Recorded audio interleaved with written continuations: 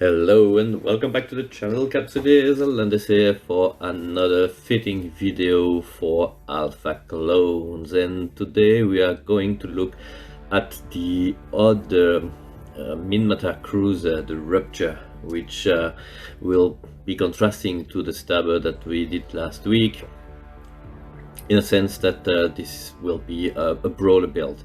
I told you that the Stabber could be either a brawler or a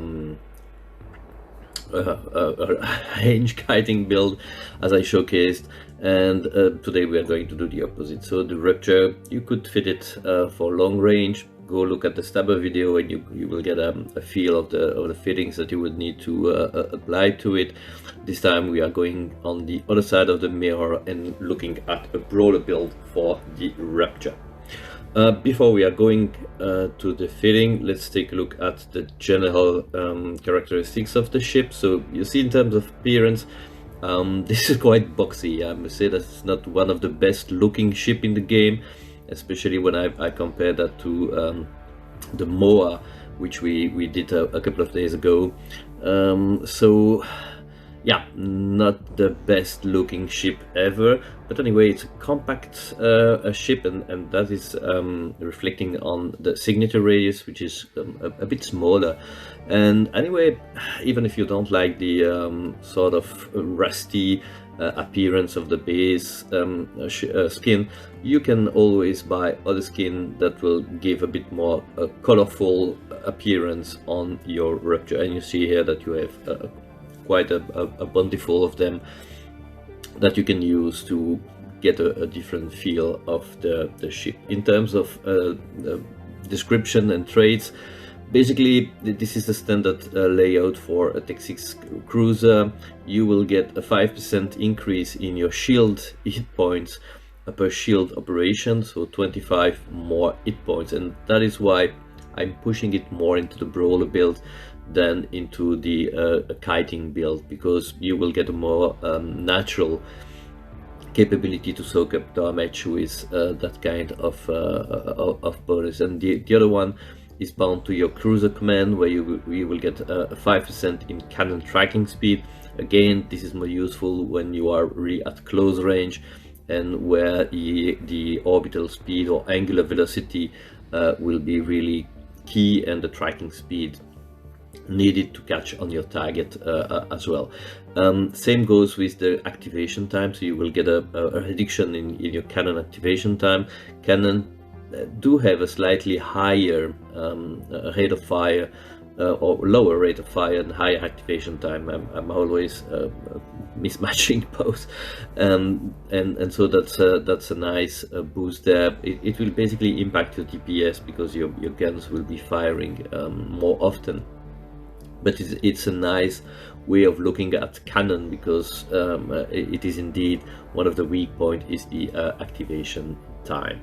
In terms of overall attributes, so in terms of defense, you see here that we are quite close to what we had on the Moa, so 13k a bear. The distribution is a bit different, so it is a bit more balanced in between shield and armor. If you remember, the Moa was more around 4.5k in shield and 3k in armor. There you get a more balanced 4k, 3.5k. Of course, this is before any modifier that you could have for the cruise skills that would go there. Structure remain at a 3k level, so it doesn't change much, but a bit more balanced. And you can see here as well the natural resistance of the shield and the armor part. You see that they are quite evenly distributed. I would say maybe a bit more on the armor, but I think that would be a negligible difference. But of course, because you get a boost in the shield hit points, you really need to consider this one as a shield tank and not as an armor tank. Capacitor wise, you're on the low end. You get like a 2k gigajoule, and this is maybe one of the drawback of the hull. You need to be careful attention to your cap management. even though your weapon will not drain on your capacitor, the other module that you need to use for a brawler build will, and so it is important that you fit your ship accordingly, just to sustain your energy drain over time. In terms of sensors, as I said in the description, it is a very small signature radius for a cruiser. You're looking at 90 meters, whereas you were more in 115 for the MOA. Scan resolution is a bit higher as well, so you will be able to lock on your target a bit faster, so that is good. And in terms of flight velocity, it is also higher. Like all Minmatar ship, you get a base flight velocity which is higher than the other hulls, and so you're looking nearly at 290 meters per second in terms of base flight velocity, and that will be modified further by your cruiser command skills. And then if you're using any kind of flight velocity adjustment afterburners or MWD, then this will move even faster. So in terms of fitting, so as I said, we went for this time a brawler build, and brawler in cannon means auto cannons, of course. What is really nice in this is the damage distribution. That's something I do like about cannon compared to railguns or even lasers, is that you have a broader range in terms of the damage distribution. You get thermal to hit on the shield, and then you get kinetic and explosive to get on the armor. So it will be a bit less efficient on the shield, but once you hit armor, it will be devastating. It's a very good weapon against armor. So you see here that we get an optimal range of 3 kilometers, so that means your orbit will need to be tightly controlled. But because of the gentle accuracy fall that you get on the cannon and autocannon, basically you will get a slight advantage compared to the subnose railguns, because here you can start hitting at about 14-15 kilometers and you will be already half effective compared to the subnose, where under 10 kilometer, even less, you will not be effective at all. So the range is good, because it means that you have a slightly better orbit control in terms of your brawling.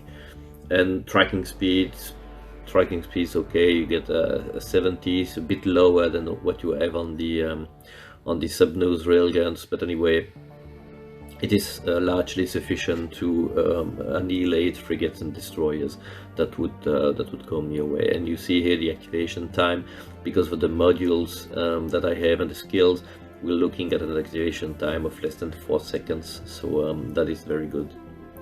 In terms of the overall DPS, we're looking at a 335 DPS, which is very close to what we had with the MOA. The drone, of course, is contributing to it, because we'll be in the drone effective range almost all of the time. And so for the drone, I choose an infiltrator, because this basically go into the dead spots from the autocannon damage type, and so a bit of electromagnetic is good. I went here for a Mark 5 because that was the only one that I had at hand, but if you can move for a Mark 7, that will even increase slightly further your DPS and push the MOA and the Rupture on par, I think, DPS wise. The mid slot, you need the energy Nosferatu. So again, here I went on the cheap side, and that's maybe a mistake I made in the build, because the ship is not cap stable, and so you really need the boost coming from the Nosferatus to sustain your hardness and shield booster. You will see in the combat demonstration, I mean, the Mark 5 are pretty sufficient. I didn't went so low in the capacitor, so I was able to manage quite easily. But anyway, the more the merrier. So if you can push a bit on the ISK and move to officer grade or Mark 7 even, that is something that I would highly recommend, because it will be useful and it will ease up the overall management and handling of the ship. On the low slot, you get the usual complement for shield tanking. So of course, a shield booster went again for a metal level 8 this time, so I invested a bit more on this one, because the resistance being slightly lower than what you will get on the MOA. As a refresher, the MOA don't get additional hit points, it gets resistance, meaning that you will get less damage per hit. And so that's why I could use a lower grade of a shield booster on the ship. But here I went to the max I could find in terms of officer gear, because anyway that space cannot be used by alpha clones. So that is something that you will not be able to use. Then to boost a bit the overall resistance, so I went for 2 adaptive, so the head adaptative shield booster. You remember on the MOA I went for a head and a yellow. In this case I find 2 cheap red, so I bought them. It's a matter of preference, as I mentioned in the MOA video. Usually consider that 2 red is better than 1 head and 1 yellow, and from I would say a general perspective, it means that you don't have to worry about the damage type that you will be facing. So whether it is missiles or cannon, which is a wider, and whether the reactive will be less efficient, or you go against railguns and lasers, and where it will be a bit more effective, because it will shift the resistance from the unused damage type to strengthen the others. It's a matter of preference. Here it worked well. It gives you a 32% additional, and overall when both are active I'm with the 60-ish resistance level, being a bit different depending on the damage type. Next we have a gyro stabilizer, just to give an extra boost in DPS, and potentially getting an additional boost when you get it hot, but that is very circumstantial, because you only get 20 seconds every minute and a half in there, because you have a 60-second cooldown. So just the additional DPS layer, and it doesn't drain that much on your capacitor either. To finish off, of course, because this is a brawler build, you need to have something to boost your speed and close the distance as you jump into the encounters. And so I went for the afterburner. You already argued that in the MOA video. You can basically go with an MWD or an afterburner. The only thing I do prefer on the afterburner is the fact that it cannot be jammed. So yes, you can be webified, so you're losing a bit on the speed, but anyway you're still maintaining efficiency, whereas with the MWD, if you get scrammed, then it is completely shut down and you're back to the base speed, which in this case is still okay, but anyway the closer you can get into range, the better. So afterburner for me in this particular case is better than the MWD, but I would say that both could potentially work as well. For the rigs, so I went for an anti-electromagnetic strengthener, just to get the resistance up a bit and be able to sustain a bit more damage, because I'm mainly living in the Mars space, and so this is kind of a necessity. Depending on where you live and the damage type you face, you may want to shift. The advantage is that the EM is really maxing out, because you start from a very low perspective, and so it gives you the full benefit, whereas for the other type the difference might be slightly lower. And then of course a damage boost. compared to the MOA, where I went for the flat damage just to avoid impacting capacitor management. Here the cannon, having a zero cost in terms of cap, went for the activation time, which basically give you a slightly better DPS output than the other one. And so that explains again how I can reach that less than 4 second cycle for the autocannon. As regard the engineering rig, so targeting subcontroller just to increase the or decrease the lock time and increase performance there. Not sure this was the best choice. Looking now at the cap management and the way it handles, you may consider substituting for something to better manage your cap, so another memory cell or the other modules that increase your regen over time, just depending. And last but not least, semiconductor memory cell. So I went for the prototype metal level 0, just because I didn't want to spend the cash on the level 1. Those are beginning to get very expensive rigs, but I think it would have helped, because the 7% increase in the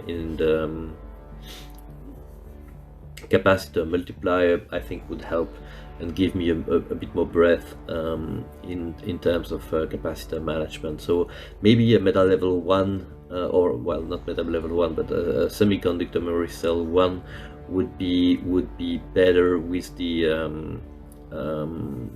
targeting system.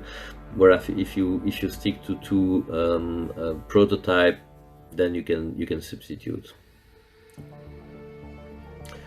So that's it for the filling. So now looking at the defense, so you see here the majority of the damage is already around 40%. Just the thermal is a bit below. When cold, hot, as I said, you reach a 60-ish resistance, which is already very good in there. In terms of hit points, we're at 5.5k, so it takes into account the cruiser defense skill, as well as the 25% bonus I have from the shield skill, which is maxed out on this character. And you see here the armor is increased by 500 as well, because I have the defense skill maxed out.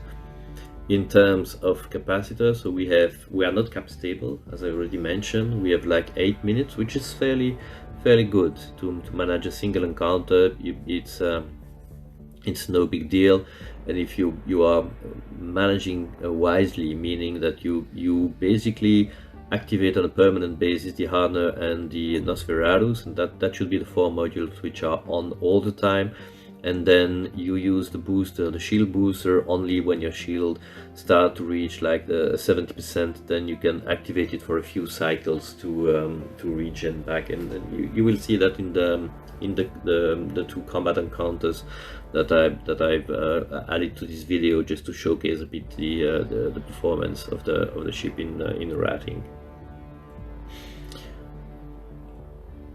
Targeting wise, already commented on that, and the scan resolution and the signature radius, so I won't add anything. In terms of speed, you see here that the base speed has increased to 360, which is quite significant based on the skill I have, and with the afterburner that will bring me 550 meter per second using the afterburner, which is quite nice to close the gap onto your target. The objective is anyway not to be speed tanking with this ship, so there is no need to go above and beyond, but you will be a bit faster than what you get on the MOA. So if I have to compare really the 2 ships, I would say the Rupture will be a bit more fragile, but speedier and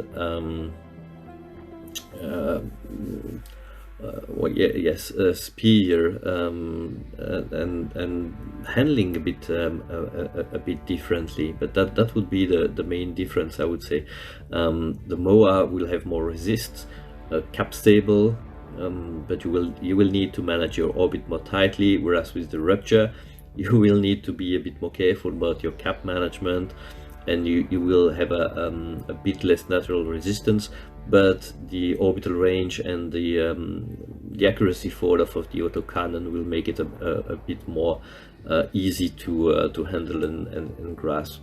So that would be, I would say, the main difference. Otherwise the ship would behave very similarly in the combat encounters and in terms of performance and raw performance.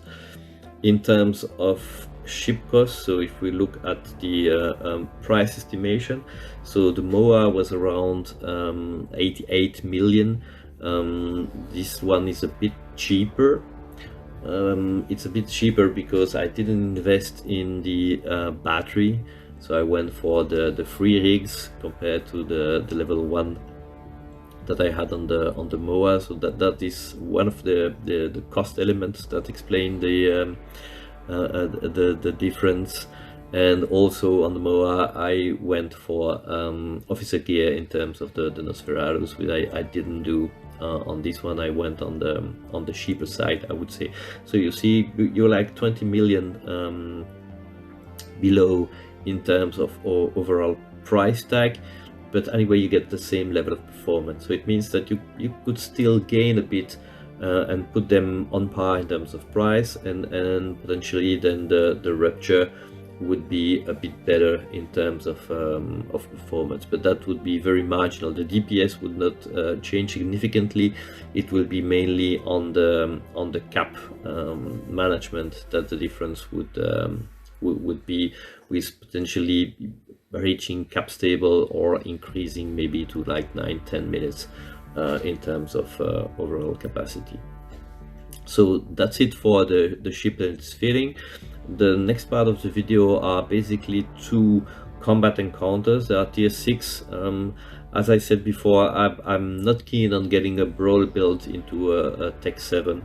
I do prefer to range guide them. I feel safer that way, and basically that's more natural in terms of playstyle for me.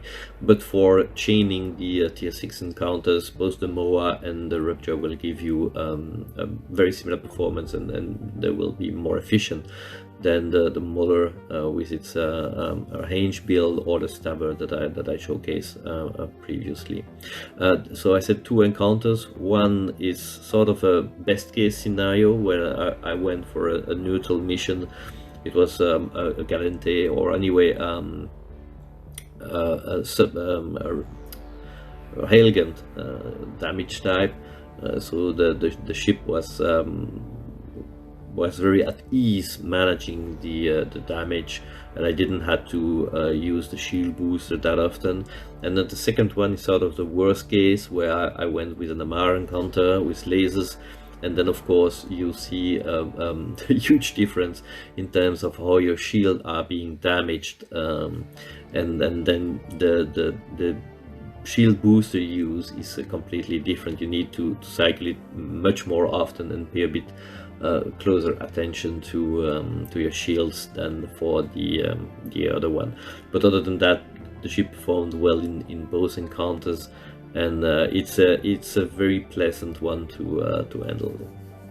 It's a bit ugly, but it's a very nice ISK machine, same as for the MOA. You can really chain the mission one behind another, and move forward with a high pace in there. Anyway, hope you enjoy the content, find this useful. If so, hit the like button. That will help me grow the channel and see exactly what you're expecting from it. And if you want to be notified of any future video I will be posting, you can hit the subscribe button and the notification bell. That is even more support for the channel. And in the meantime, until we see in the next video, fly safe and enjoy the game.